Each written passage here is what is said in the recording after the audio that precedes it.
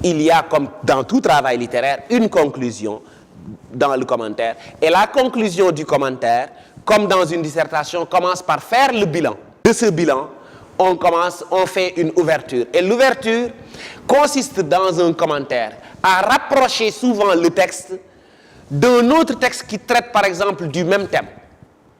Par exemple, quand Victor Hugo a écrit, par exemple, Demain dès l'aube, parlant de la mort de sa fille Léopoldine, à côté, on a, par exemple, Senghor, qui a écrit Élégie pour Philippe Maguilène Senghor lorsqu'il a perdu son fils Philippe Maguilène. Si je dois faire le commentaire du texte de Victor Hugo, Demain dès l'aube, je termine. À la fin, je pourrais dire éventuellement que ce texte de Victor Hugo est, sur bien des plans, un texte qu'on pourrait rapprocher à celui de Senghor, parlant de la mort de son fils Philippe Maguilène. C'est cette façon, justement, par laquelle on rapproche les textes qui consistent justement dans l'ouverture lorsqu'il s'agit véritablement d'un commentaire. Ou alors, on pourrait éventuellement, au-delà de rapprocher le texte d'un autre, faire une ouverture en faisant tout simplement des remarques assez pertinentes sur la forme, sur le style, sur justement les éléments de composition même du texte qu'on avait à commenter. En d'autres termes, des remarques sur le style, des remarques sur la façon de faire, des remarques justement sur la pertinence des procédés rhétoriques ou des procédés stylistiques, des procédés d'écriture qui ont été utilisés par l'auteur justement pour confectionner son texte. À côté du commentaire suivi, on a également le commentaire composé. Le commentaire composé obéit également à certaines règles qu'on ne retrouve peut-être pas dans le commentaire suivi. Dans l'introduction d'un commentaire composé, contrairement à un commentaire suivi, où il s'agit justement d'une situation dans laquelle on a le nom de l'auteur, on a la date de parution, ou en tout cas le texte d'où est extrait le texte à commenter, ou bien des choses du genre, dans un commentaire composé, pour la plupart du temps, il faut tout simplement présenter le texte en fonction de l'auteur. En d'autres termes, si par exemple on me donne un texte dont je connais l'auteur, je vais chercher à voir quelle est par exemple la place de ce texte ou l'importance de ce texte par rapport à l'auteur. Quelle est la place de ce texte, par exemple, dans l'œuvre générale, dans la bibliographie tout simplement de l'auteur. Par exemple, on me donne un texte de Baudelaire à commenter, par exemple, dans les Fleurs du mal, par exemple, l'Albatros de Baudelaire. Je pourrais dire, par exemple, que Baudelaire est un poète maudit et que, par conséquent, dans l'Albatros, puisque tout simplement, il cherche à parler de la condition malheureuse du poète, on pourrait éventuellement comprendre pourquoi est-ce que ce texte est d'une importance capitale par rapport à Baudelaire. Et justement, cela parce qu'il s'agit tout simplement, lorsqu'il s'agit d'un commentaire composé, de présenter le texte en fonction de l'auteur, en mettant l'accent sur l'importance que le texte pourrait avoir par rapport à l'auteur et par rapport à l'ensemble de son œuvre, chercher tout simplement à faire connaître le texte en fonction justement de l'auteur et en fonction de ce qu'il a eu à produire. Au-delà, dégager l'idée générale, ce qui consiste à dire de quoi parle le texte, de quoi il s'agit, quelle est l'idée principale que cherche à développer l'auteur, à développer tout simplement le texte. Ensuite, annoncer un plan. Mais là, ce sera différent du commentaire composé. Dans le commentaire composé, dans le commentaire suivi du moins, on divise le texte en parties et on donne un titre à chaque partie. Par contre, dans le commentaire composé, on ne divisera pas le texte en parties. On se contentera simplement de chercher à voir dans le texte quelles sont les 2 ou 3 grandes idées qui ont été développées. Et on va chercher justement à donner, sous la forme d'un titre justement, des appellations à chacune de ces idées. Et c'est ce qui constituera les centres d'intérêt qui seront développés progressivement dans notre développement. Et c'est pourquoi, si par exemple dans l'introduction, à la place du plan, j'annonce par exemple 3 centres d'intérêt, ça veut dire que mon développement va s'articuler autour de 3 parties. Si j'ai 2 centres d'intérêt, ça veut dire que mon développement va tout simplement s'articuler autour de deux grandes parties. Et comme dans le commentaire suivi, on suivait le texte pas à pas dans sa progression. Dans le commentaire composé, on n'a pas cette obligation. dans le commentaire composé, on a plutôt la possibilité de voyager dans le texte et de chercher justement à voir dans le texte tous les éléments qui concourent à clarifier un centre d'intérêt, qui concourent justement à se rattacher à un centre d'intérêt qui avait été évoqué. Ça veut dire tout simplement qu'on peut faire des va-et-vient dans le texte, on peut tout simplement voyager dans tout le texte à sa guise parce qu'on n'a pas l'obligation de le suivre dans sa progression. Ce qui importe, c'est tout simplement de rassembler tous les éléments qui concourent justement à clarifier ce centre d'intérêt dans le texte, tous ces éléments qui renvoient à la même réalité, tous ces éléments qui renvoient justement au même projet par rapport à ce que l'auteur veut dire, par rapport justement à ce que nous voulons nous démontrer. Et c'est pourquoi, en réalité, on n'a pas cette obligation de toujours suivre le texte dans sa logique. On terminera toujours une partie par tout simplement une conclusion partielle, une transition qui annonce la partie à venir, comme dans les dissertations.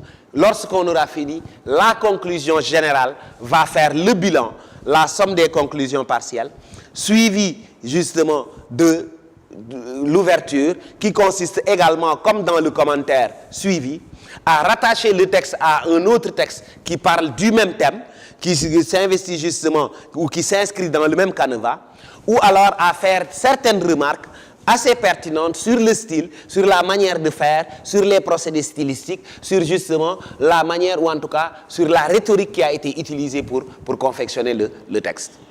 Pour me résumer, il existe donc deux types de commentaires et les deux ont quelques différences justement, dans la mesure où le commentaire suivi, c'est un commentaire qui suit le texte comme son nom l'indique. Le commentaire composé est plutôt un commentaire que l'on compose soi-même parce qu'il ne suit pas le texte, c'est nous qui composons justement les façons de faire. Dans tous les deux cas, on a une introduction, un développement, une conclusion.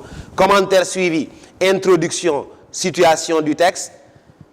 Situation dans laquelle on doit retrouver la nature du texte, le nom de l'auteur, la date de publication, en tout cas certains éléments fournis par le paratexte, notamment par exemple la maison d'édition, l'année, etc., etc. Ensuite, l'idée générale qui consiste à dire de quoi parle le texte. Et enfin, le plan dans lequel on divise le texte en parties et à chaque fois on donnera un titre à chaque partie.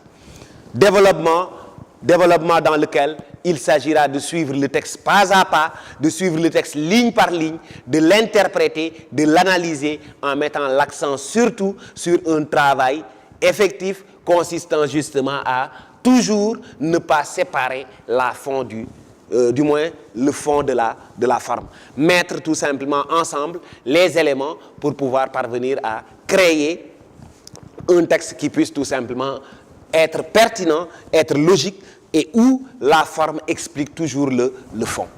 En conclusion, commencez par faire le bilan qui consistera à dire quelles sont les grandes idées, les grandes lignes qu'on a eu à développer, mais également terminer par une ouverture qui consistera à mettre en parallèle le texte avec d'autres textes qui parlent du même thème, ou alors faire des remarques sur le style, sur les façons de faire, sur la manière justement dont l'auteur a utilisé les procédés stylistiques pour pouvoir confectionner son texte. Commentaire composé, même chose.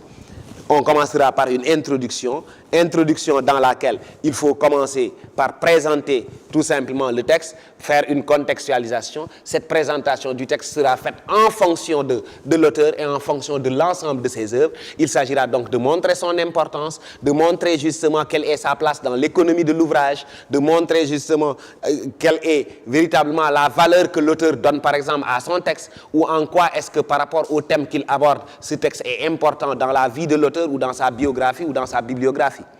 Et ensuite, dégager l'idée générale consistant à dire de quoi parle le texte, qu'est-ce que l'auteur a voulu dire, terminer par l'annonce d'un plan où véritablement on ne divisera plus le texte en parties, mais on va annoncer des centres d'intérêt, c'est-à-dire les 2 ou 3 grandes lignes, les 2 ou 3 grandes idées qui sont développées de manière générale dans le texte. Le développement va reposer sur l'interprétation et l'explication. Le développement cherchera à donner une lecture personnelle du texte, mais toujours en ne séparant pas le travail du fond sur celui de la forme.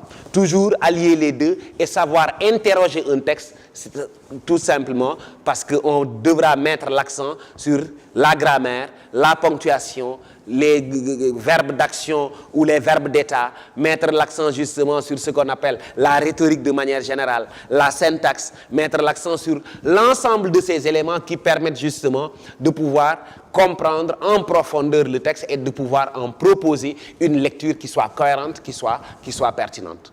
On terminera par une conclusion qui est à l'image de la conclusion du commentaire suivi, conclusion dans laquelle il faut commencer par faire le bilan, qui consistera justement à montrer qu'est-ce que justement l'on a voulu développer et qu'est-ce qu'on a voulu montrer justement, et terminer par l'ouverture d'une perspective qui peut se faire, comme j'ai dit, de deux façons, mettre le texte en parallèle avec d'autres textes ou alors chercher tout simplement à faire des remarques pertinentes sur le style, sur la façon de faire, sur l'utilisation du langage, l'utilisation tout simplement des procédés rhétoriques ou des procédés stylistiques par l'auteur. Je crois que l'on a fait le tour de la question sur le commentaire. Je vous remercie de votre attention et je vous souhaite de réussir avec brio à votre bac. Et je vous donnerai tout simplement un conseil. Au bac, il faut toujours se dire que les épreuves qu'on vous donne ne sont pas faites pour un élève extraordinaire, ce sont des épreuves pour élèves moyens. Et le plus important, c'est de maîtriser la méthodologie. Le plus important, c'est de maîtriser tout simplement les techniques par lesquelles justement vous pouvez réussir votre travail. Le sujet ne peut pas poser de problème de compréhension. Le problème souvent, c'est la méthodologie. Une fois que vous aurez réussi la méthodologie, sachez que vous avez fait peut-être le travail à moitié. D'où l'importance de savoir bien faire, ou en tout cas d'où l'importance de maîtriser la méthodologie justement des techniques, ou en tout cas la méthodologie des exercices qui vous sont proposés au bac, notamment le résumé, le commentaire et la dissertation. Merci et encore une fois, bonne chance au bac.